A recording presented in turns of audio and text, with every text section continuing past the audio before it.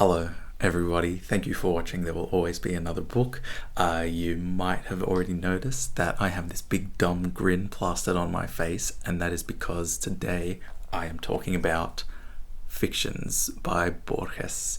This is such a phenomenal short story collection that I mean, I'm going to proceed to rant about this book for an indeterminate amount of minutes, but there's no better way that I can summarize this book than by the quote that described this book as being better than food, which, if you know, if you're a booktube aficionado, then you'll know that Clifford Lee Sargent's channel, Better Than Food, was named after that quote, and I think Fictions was one of the first videos that he made a review on. But really, there are just some incredible short stories in here. Borges was an Argentinian writer, I think born in Buenos Aires in 1899, same year as Nabokov. And yeah, these stories are so incredible, and they cover a wide range of topics. Needless to say, this is a 5 out of 4 stars, but I did want to talk about how this was the second Borges that I read. I did read the Aleph and the collections first, and that collection, which I also really loved.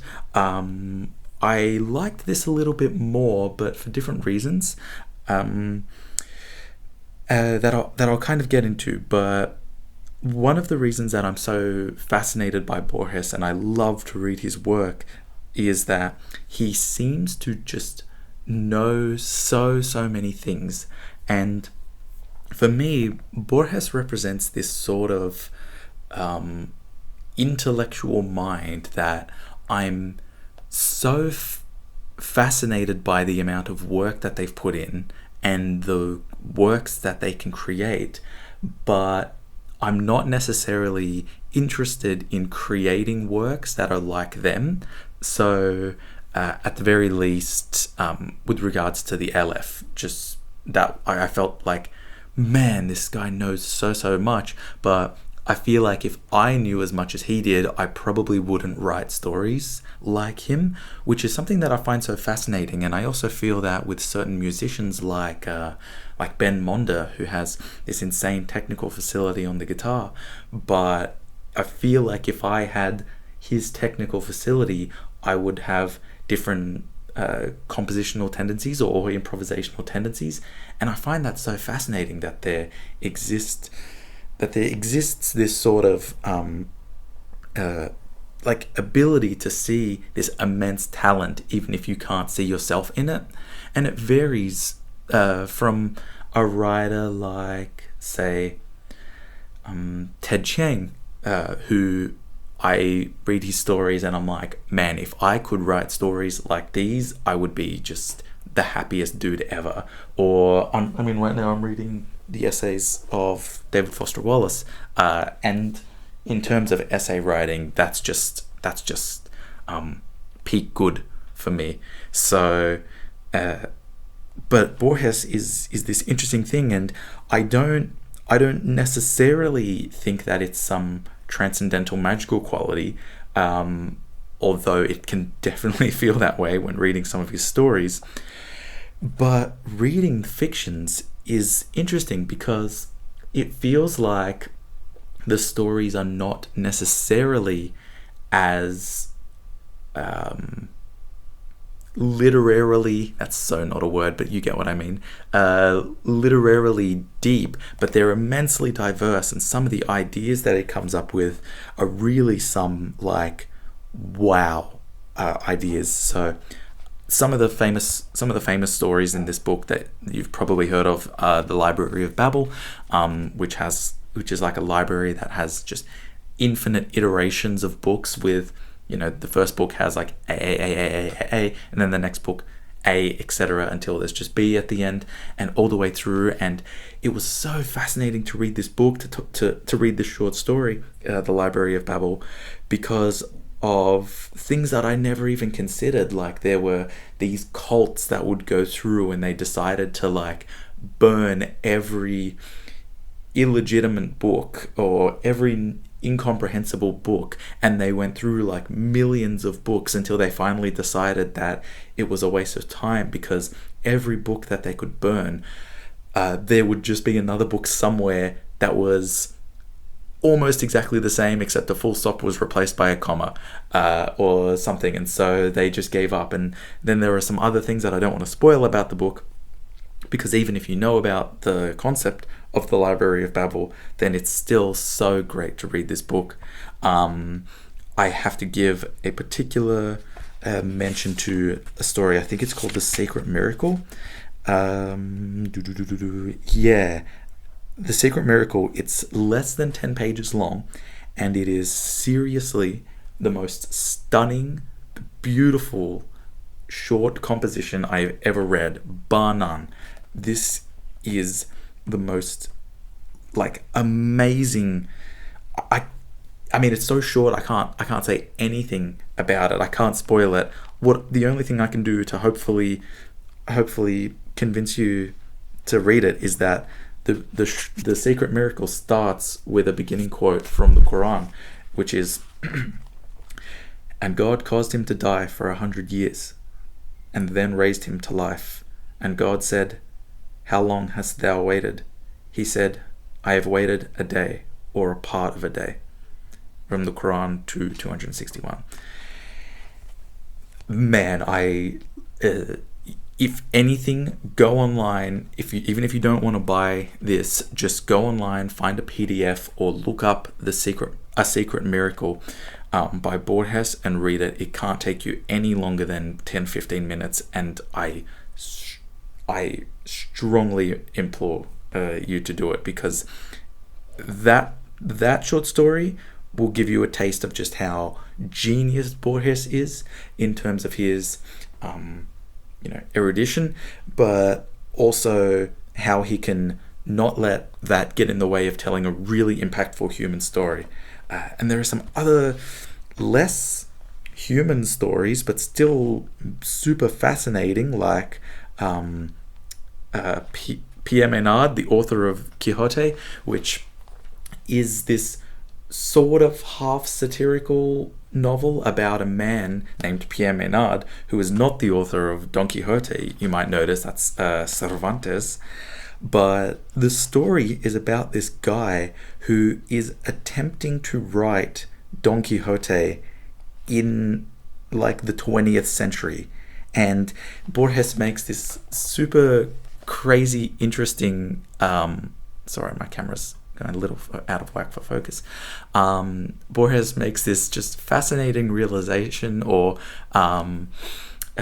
this kind of, he comes to this conclusion, which I think is so antithetical to the common prevailing mindset, that it's just so fascinating in how different it is. And essentially Borges says, or rather the person in the novel, Pierre Menard, or the narrator, it's not narrated by Pierre Menard, but they make this case that we think of people like Cervantes, like Shakespeare, as being exceptional, and like they're creating works that transcend their time. But in this short story, he makes the case that that's not actually true. It's more the fact that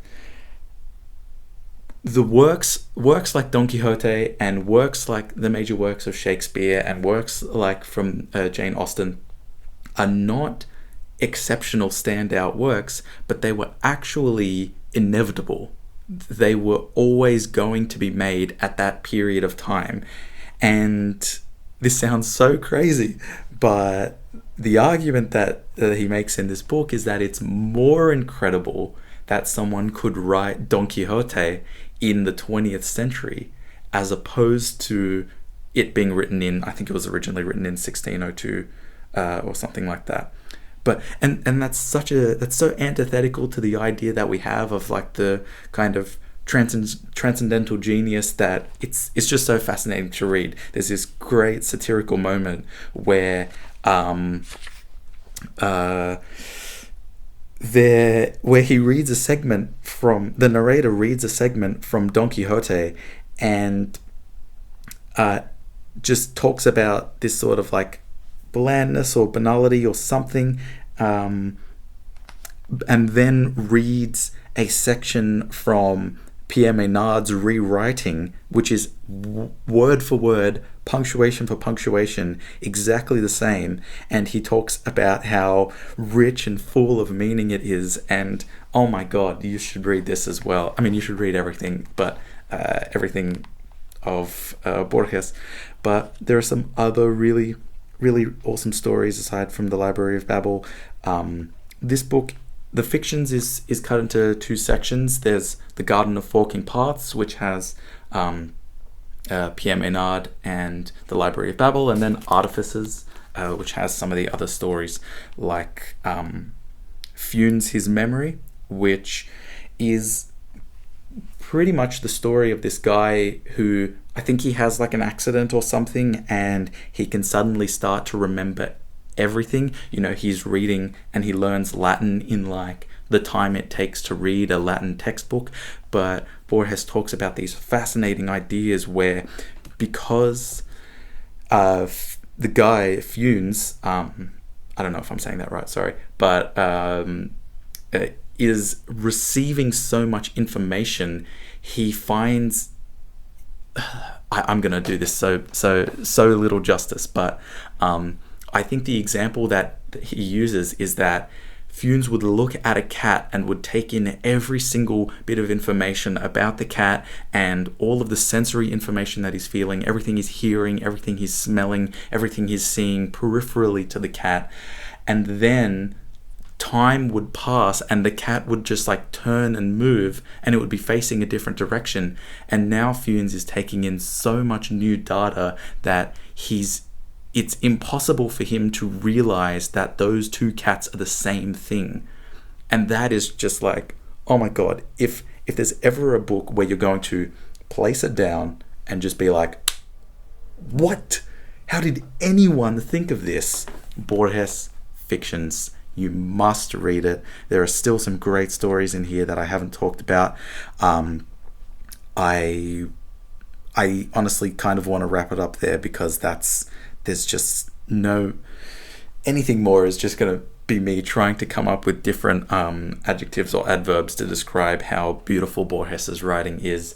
I cannot recommend it enough. I'm currently living in Berlin, and this is one of the few new books that I read. I'm a chronic not rereader, but I did bring this because I know I'm going to want to reread this. Also, I just remembered, a little bit of a tangent, but on the topic, I don't know if this doesn't really matter, but on the topic of Pierre Maynard, the man who wrote Quixote, who's talking about how novels like Don Quixote were inevitable for their time. How fascinating do you think it would have been for Borges to have read Mason and Dixon, which I haven't personally read yet. I'm slogging through Gravity's Rainbow, and it's the most pleasant sort of slog imaginable. But yeah, I wonder what he would have thought about that. A novel that was written, I think Mason and Dixon was written in 97 or 98, but was written so well in an 18th century style that people got together to decide whether it should be considered an 18th century novel. So yeah, I wonder how Borges would have felt about that. But I'm going to wrap it up here. Please let me know what you think of fictions. If there are any other Borges stories that I need to get amongst, because I've read the Aleph and other short stories, that collection and this one, and I'm more than keen to read anything else Borgesian. I don't know if that's even remotely close to being literate, but thank you so much for watching. Remember to keep reading. There will always be another book, and I'll see you guys in the next video.